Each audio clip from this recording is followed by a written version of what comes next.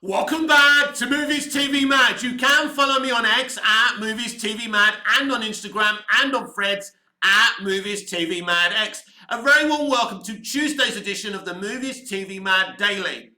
As we build up, as we go to the long journey of James Gunn's Superman 2025, we're going to be looking back on this platform, on this channel, on previous Superman media. And today I want to talk about Superman 1978. You'll know it as Superman the movie.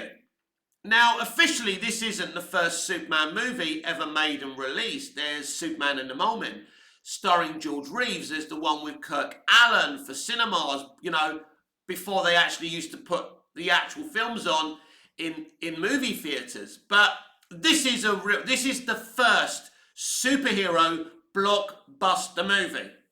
A movie about the first superhero, the best superhero, and as far as I'm concerned, and don't kill me, but the best superhero movie ever made about the best superhero and, the best Superman movie as far as I'm concerned. Now, before you start getting a doll that looks like me, don't start sticking it with pins because it's just my opinion. It's not a universal opinion.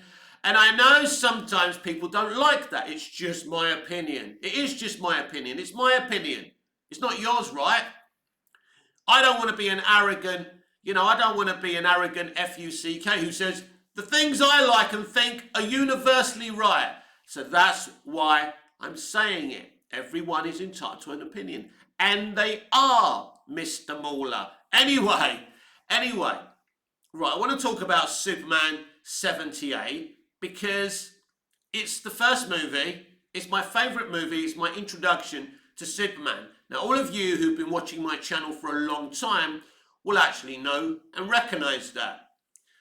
I love this movie, and, there's no accident that one of the best directors since the art form was created, Dick Donner, directed this movie. It's no accident that this is the best movie, that this is the most successful movie. This is the movie that brought people together.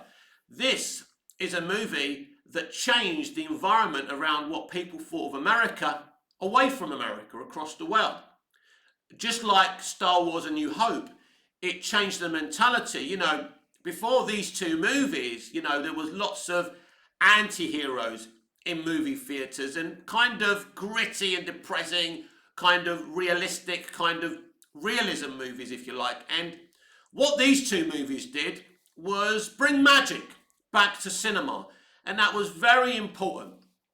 What Dick Donner does is he doesn't mess with the basics, but he also doesn't adapt any comic book. This movie starts off with Superman's origin story. They started making this, 75, 76, whenever they started making it. And, we start at the planet Krypton, and it looks like a crystal, but outside it looks like a burning sun. It's the red sun of Krypton, and it's stunning. The techniques they used to make this movie look the way it did still holds up today. And when you look at the technology today, I still think that Superman has never flew so well than in Superman 78, and I'm sure a lot of people will disagree with me about that. Maybe there's Superman Returns fans watching going, no! Or Man of Steel fans, or BVS fans saying, no, Zack made him fly better, no, Bryan Singer made him fly better, and that's your opinion and you're entitled to that. In my opinion, one of the reasons I love the flying in Superman 78 is because it's poetic. It's, in the modern Superman movies, even when we saw him fly in the Crusade episode of Smallville, it's like Superman's a rocket. He's flying very fast, he's hitting clouds. And that's cool and all, but I just love how graceful Christopher Reeve's Superman is flying. Of course, Chris was a glider pilot, which really, really helped him. But he was the greatest special effect, and the way he did it, Dick Donner said in one of his commentaries or the documentaries, he said, the first time they saw Superman fly was at Pinewood Studios in the Fortress of Solitude. And it was a set, and Chris did something on his own without any direction. He swerved his body That was Christopher Reeve. He got it. And so did Richard Donner. And I mean, there's just something very, very special. And yes, I agree, nostalgic about this movie. It is a warmer hug. It is the movie I grew up with. Some of you have grown up with Man of Steel. I get that. That could be your Superman movie. I love Man of Steel. I've always said it's a great contemporary Superman movie. But there's something romantic and poetic about Superman 78. And I mean, one of those things is John Williams' beautiful score. I was blaring it out this morning. It's a beautiful score, and he gives Superman an anthem. Yes, I know Hans Zimmer also gives Superman a great little anthem, which is called The Idea of Hope, is it? Yep, brilliant. I love that as well. But come on, John Williams' anthem for Superman is outstanding. It's like a national anthem. It's brilliant. It's typical John Williams. And then how many themes and anthems has he given other films and other characters? You know, Jaws, outstanding. Star Wars, Indiana Jones, the man is a genius. When we finally lose that man, he deserves every honor and every homage he gets. There's no question about that. But even the opening titles of Superman 78 are telling you something special is about to happen. All the marketing was, you will believe a man can fly. And you did. Because you can tear those visuals apart today and compare them to the CGI you can do. I still don't think the CGI flying sequences we've seen for Superman in other media touches what Dick Donner and his crew and his special effects crew and Christopher Reeve were able to pull off in the fucking 70s. It's amazing. Another thing I really appreciate, and I can compare this moment to a Man of Steel moment, is when Superman's in his spaceship as a baby and he's flying towards Earth. It takes a while. Because it would take a while, right? But you can see it taking a while. You actually see him grow up from a baby to maybe a slight toddler, which is really good. And you can hear Jor-El, a recorded kind of AI Jor-El, like telling him the do's and don'ts and about history and things like that. And the history of the galaxy around Krypton as well. So it really is really, really cool. Now in Man of Steel, when, the spaceship is going to Earth, it's very, very quick. And it happens. Look, they really wanted to be different than Superman 78. Everything they did was to be different. They didn't want to repeat what had already been done. And actually, I agree with that. And I like the whole space thing in Man of Steel when it's really good and it looks great, no criticism there. But I like the fact in Superman 78 that they got him traveling around in space for a while. And I think that's kind of really, really cool. And don't forget, this is a film that probably couldn't afford, to do these long drawn out effects. It would have cost them a lot of, worker effort. I nearly said manpower, but that's not very PC, is it? But yeah, worker power, money, the effects, just to make it look like that miniature, because that starship is basically a miniature. And let's talk about some of the techniques used for this movie. Groundbreaking techniques, matte paintings, physically made matte paintings, right? I was watching the commentary for the Star Wars prequels, which I love, and someone goes, oh, it was really hard work doing the digital matte paintings. Well, imagine, on Superman 78, they were physically doing the matte paintings. And what they are is, right, so if they're on a set, right, or if they've got some realism there, what they do, they use the matte paintings to make it look like it's bigger than it actually is. And then you've got the miniatures, and how they do that, they change the angle of the camera, they speed the camera up, so the miniatures look larger than they actually are. So when you actually go into Krypton at the beginning of Superman 78, and you see the big Kryptonian buildings, they're all miniatures. But the detail on those miniatures is absolutely outstanding. And for me, this is what filmmaking has lost. the physical effects, the miniatures, the physically made matte paintings, and things put together with optical printers. And it's it's a lost art form. That's all with the computers. It can look okay. Look, Man of Steel looks beautiful using CGI. But you know what? There's something it's the film school kind of advocate that's in me that I think, imagine having to shoot everything in blue screens and green screens. I mean, basically everything in the Star Wars prequels was shot around blue screens and green screens. And I mean, Snyder's movies are mainly shot with those things as well. And imagine being an actor; it must be so difficult to to act in those circumstances. Of course, that's an actor's job, to make something that's not there, something that's not real, seem real. And I get that, but it's incredibly difficult. There's one thing being in a soap opera, Coronation Street or EastEnders, and standing in a beautiful set that looks like the Vic or something like that. At least you know you're in the Vic, right? There's a big difference, and it must be really challenging to actors today. And I mean, that's one thing I haven't done, acting around green screens. I've always acted, in proper sets. So I wonder what that would be like. You adapt, but I'm old school. I like what they used to do. If I actually made a proper film, and I am waiting for Superman #1 and that original concept to become a public domain, and I do plan on writing a script for it. Now, I've spoken about this before, the challenges of writing the original Superman that's a public domain is this. You may not be able to use Krypton. I don't know. That's why I can't do anything yet. And so you definitely won't be able to have him flying, because he jumps from skyscraper to skyscraper at the beginning. And the Daily Planet is actually the Daily Star. And Perry White isn't called Perry White. So there's a lot of things. I think you can use Lois. I'm not sure if you can use Jimmy. So we have to wait until that becomes a public domain. But I am looking to get an optical printer and do something really kind of basic. Use the old-fashioned basic techniques. So I'm really looking forward to doing that.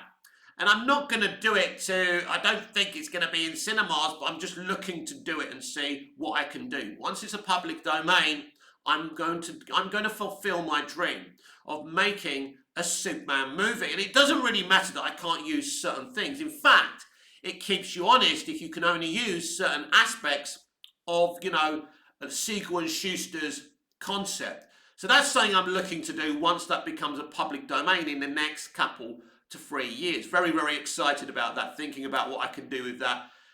But anyway, so Superman 78. So it's just bold, right? But it's also very basic. Take the costume, for example.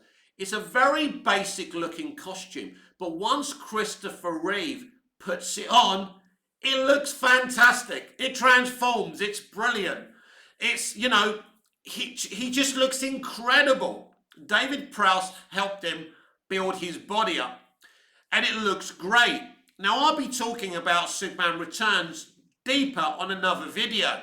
One of the biggest mistakes about Superman Returns, and it's actually a plot hole, when Clark first comes back from looking for Krypton, back at the Daily Planet, he sees the article, Why the World Doesn't Need Superman. The picture of Superman is Brandon Routh in his new costume. Now, if you notice, Perry White, when he's getting his team together to report on Superman, is it a new costume? They would have been better served in that picture of that article to have a picture of Christopher Reeve in the original costume. That would have been a beautiful Easter egg, considering Brandon Routh is playing Christopher Reeve's Superman. Now and I know I'm skipping from Superman 78, we'll get back to it, but in terms of the design of the Superman Returns costume, it is not good. We've said this before. It shrinks down Brandon's width and height. It's just not a good costume at all. And they don't stick close enough to the design of Christopher Reeve's costume, considering he's playing Christopher Reeve's Superman. You can change the suit, but it still has to be faithful to that design. So these were the kind of mistakes made with Superman Returns. But it's a basic costume, but it looks great on Chris.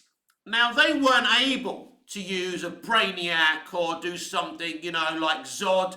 I mean, they dealt with Zod in Superman 2. But there was, obviously in Man of Steel, Zod's, doing a lot of things that will bring out lots of special effects that they couldn't use back then. This is just a basic movie.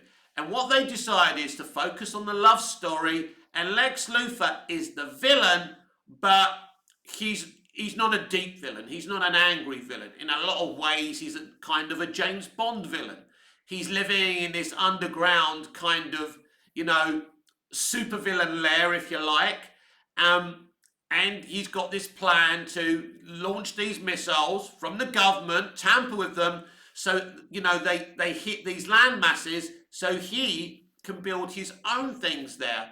It's a wacky idea. It's a strange idea. But you know what? In terms of all of that, and you can, again, tear that down, it's fun.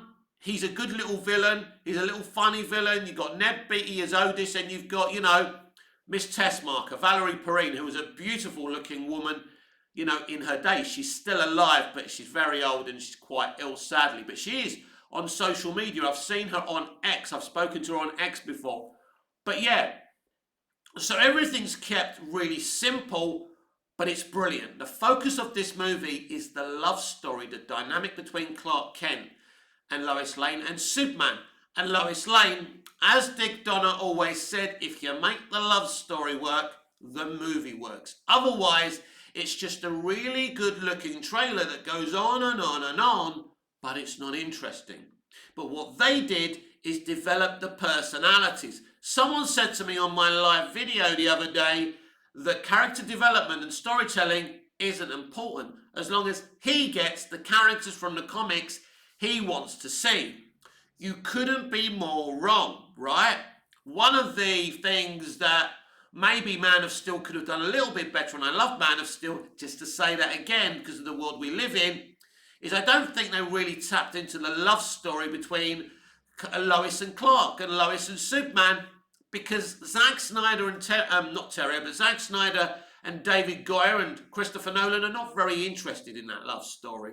They just want to get it out of the way, develop it quickly, have Lois do things, be more independent, get involved with Superman's adventure. And that's cool. I think they really pulled that off well. But in terms of the romance, it wasn't really there. Let's be honest. Now, in Superman 78, they make that relationship between those characters the focus. And it really does work. When she interviews him on that balcony, it's brilliant. And it really does work. Even as a hardened 51-year-old guy, I still love that interview. It's so sweet. It's so adorable. And it works. And then he takes her on this beautiful romantic flight.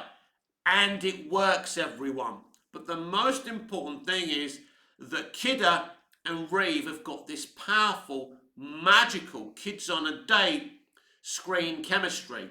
It really is brilliant, and it works. Because Margot Kidder, well, that's what she was like. And I mean, she just had this fun about her. And she seemed ballsy. She seemed independent. You believed it. And she didn't take it too far to make it hateful or like she was attacking Clark or Superman. But there's one scene that I absolutely adore, about this film, and it's when they're on the balcony and she goes, "Why are you here?" And Superman states, "I'm here to fight for, truth, justice in the American way," or whatever it is, right? And Lois laughs at him. Yes, Lois Lane before this is kind of looking all kind of, "I love you," and all of that. "You're Superman, you're cool." But as soon as he says, "I'm here to fight for truth, justice, and the American way," she laughs because she's cynical. She goes, "You're going to be fighting every elected official." And he goes, "I don't think you mean that, Lois." Because he's naive. Because this is what I keep on saying. Superman, in his essence, is a farm boy from Kansas. He's innocent, he's naive, he's sweet. That's why we love him. Because we could never be like him. We have lost our innocence. And this is what's so important about Superman if he's done right.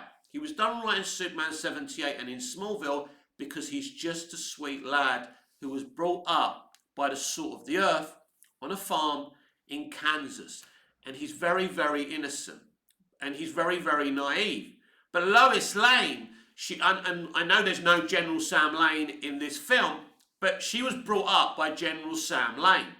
She's very cynical. She's very tough. And she thinks, are you having a laugh, mate? Like any of us, right, would think in the real world. And I like that. I like that. After all that, oh, Superman, yeah, you know, and all of that, she's mocking him. And that was a very clever move by Tom Mankiewicz, the guy who rewrote the whole movie. It was right that Lois reacted like that because that's Lois Lane. And she never backs down on that. She never apologizes. She never says, well, actually, I'm sorry, Superman, for mocking you about that. And then he says, would you like to fly with me? But I really like that moment. I think that's a very important movie in the film. And it's one that a lot of people don't really talk about. But it's always a moment that hit me. It makes it real. Because even then, people saw the truth, justice, and the American way thing as a bit of a problem. And I think Mankiewicz identified with that maybe people would say, oh, you know, he's an international hero. Why is it always about America? He found a way to say it so people would be pleased with him saying it, but someone challenging, you know, what he's saying. Because, you know, we know politicians are corrupt. And Superman, you know, partially in his comic book history, has been an agent of the status quo. So I think Tom Mankiewicz had great quality. He wrote a lot of Bond movies. He really was a clever, lovely, nice guy. I love hearing his thoughts on the commentaries. I like seeing him in the documentaries. Really nice guy. If you're interested in Superman, if you're interested in Superman 78, check out all the documentaries. If you've got the physical media, you should be able to get them. But if you've got Apple or Amazon, you should be able to buy all these documentaries on there. But they really are, you know, fascinating documentaries. There's one where I forgot what his name is, Roy something, but he's talking about all the special effects. He was the special effects supervisor. And the techniques they came up with to make this film is fascinating. The behind-the-scenes stories of Superman 78 are as much of a movie and as much, you know, as much interesting and fascinating as the actual movie. I think most of you will know that Dick Donner was fired by the independent producers that funded Superman 78, the Salkinds, who were Hungarian producers.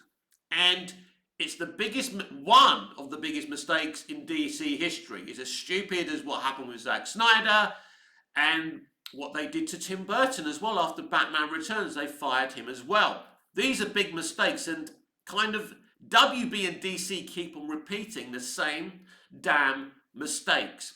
Because if they kept Donner and Mankiewicz, we would have had 4 or 5. I've said it before, we would have had 4 or 5 Superman movies. We probably would have had a cinematic universe. And we would be so far ahead of Marvel right now. You know, he's the one, Dick Donner, who, you know, trained up Kevin Feige and Jeff Johns. The man was a fucking genius, as were the people around him. And he was a good guy, an amazing guy. This is not only the guy who directed Superman 78, he directed all 4 Lethal Weapon movies as well. Did he do the Goonies? I think it's the Goonies or the other one. I always get confused. But the guy did a lot of great movies. The guy is one of the great directors of all time for many, many reasons. And one of the things I love about Superman 78 as well is the ending when he's in space and he looks in the camera and he smiles. A lot of people think that's silly and campy, but that is who Superman is. Not silly and campy, he's a friend. Lois Lane, when she first meets him, after he saves her from the helicopter, she goes, "Who are you?" He says he's a friend, and Christopher Reeve used to say that in interviews. Who is Superman to you? A friend. And he spoke about how we don't talk to our neighbours anymore, how we don't trust each other anymore, and Superman's showing that you should. And I think that's how Chris saw Superman, and it's important because I do think we live in an era where we are closed off, we're at home, we're on social media talking to strangers all day, but we won't talk to strangers in the real world. It's ridiculous. You know, we're becoming less human. There's no question about that. And I think the less human we are and the more we embrace technology, the more human Superman becomes. And I think that's very, very interesting. Although he's a fictional character, don't worry, you're saying it, I'm saying it to clarify that I haven't lost my nut. But I do believe in Superman, and he does make me feel like there's still hope out there, that it's not too late for humanity. And even though he's not real, watching the movies and the TV shows and the animation, I feel so fortunate that Superman exists in all this media. But Superman 78 is when I was first introduced to him. And I thank whatever God or whatever force out there helped that happen. Because Superman 78 is a beautiful romantic tale. Superman 78, this is based on an idea from Dick Donner. In the beginning of the film, it has the comic book opening up on its first page, and the little girl's reading it. That was Dick Donner's idea, and it's a form of Once Upon a Time. It's like a long time ago in a galaxy far, far away that George Lucas came up with. It's Once Upon a Time. In other words, this is a fairy tale. We're taking you for a bit of escapism. We know that life is tough. Settle down for a couple of hours, relax, forget about your problems. This is something that entertainment has absolutely lost today because they simply don't believe in escapism. But they did back then. But Dick Donner coined the phrase while making Superman 78 of verisimilitude. Now, verisimilitude doesn't mean that everything's grounded and gritty like a film like The Batman or something like that, or Zack Snyder's films. It means this is real. What you're watching is absolutely happening. He can fly. Krypton is real. While you're watching the movie, that's what Dick wanted you to see. And so everything they were doing had to be believable. And he had this sign verisimilitude, and that's what it meant. But what I love about Dick Donner, he had a sign on his office which said, check your ego at the door. This was a man who didn't have any ego. And you couldn't work with him if you had an ego. And that's what was brilliant about Dick Donner, a very fascinating man. And whenever I hear his voice, because obviously he passed away, when I'm watching the documentaries or the commentaries, the director's commentaries, which are on Superman 78 and the Donner Cut, when I hear that man's voice, it's like a warm hug. To me personally, that's what he means to me. An amazing man. And by making, Superman 78 with the values he decided to use on the movie, it did something very, very special to me. I've spoken to you before about being a very, very lonely child with learning difficulties. And film and television were very, very important to this little boy. And I've said it before, I don't think I'd be here without films and television. My TV set was a portal to another world, a better world than adults had created for me and other children. And I think now as an adult, I don't think we've created a good world for children today. The confusion, the hatred, the divisiveness we see today in our world is very sad. We're confusing children. Children don't know if they're coming or going anymore. It's a very, very sad world we live in. And this is why movies like Superman 78 and Star Wars: A New Hope are so very special. They are a once upon a time. They are escape. And you think about the effort it took to make Superman 78. And I hear a lot of Snyder fans getting angry about Superman 78. And, they compare it to, Man of Steel and BVS, and they hate on it. Well, you can hate on it as much as you want, but that film didn't have an ego. It didn't think it was better than the existing material. It stayed faithful to who Superman is, and that's very, very important. Again, I love Man of Steel. It's a very contemporary Superman film. It does slightly change the character Fair enough, they were trying to be contemporary, they were trying to make him relatable. In the end, it didn't completely work. It kind of worked, but it didn't completely work. In the end, keeping faith with what a character is so important.